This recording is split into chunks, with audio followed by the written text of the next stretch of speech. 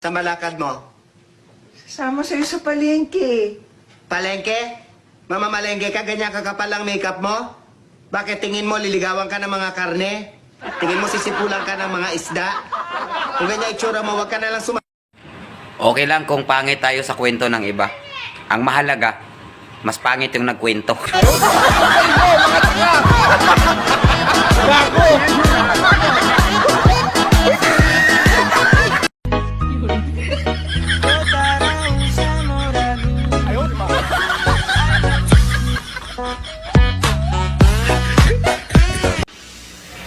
Nahihilo ako. Parang kulang yata ako sa I love you mo. Ayaw, di ba?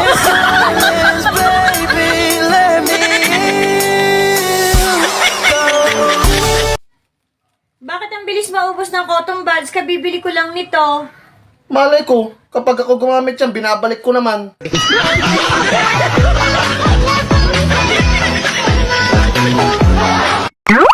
Gusto ko sanang magbikti. Kaso baka mamatay ako.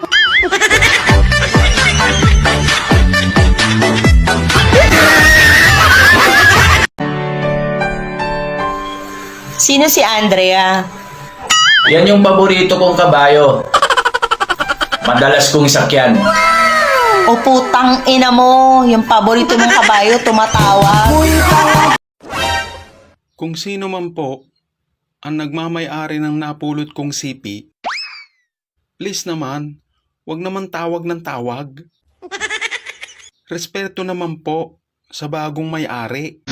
Kung pagandahan lang naman ng katawan pag-uusapan. Pabe, uwi na ako.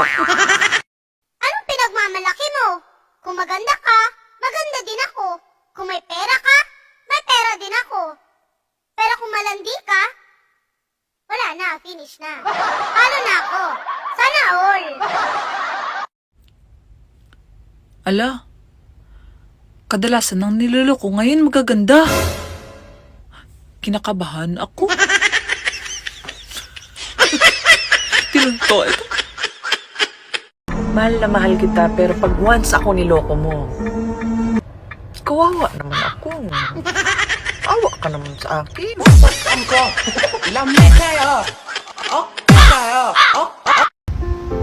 Kung dumating man yung panahon na sa iba ka na nag-good night, sana di ka na magising. Sabi ng kaibigan ko, close daw kami.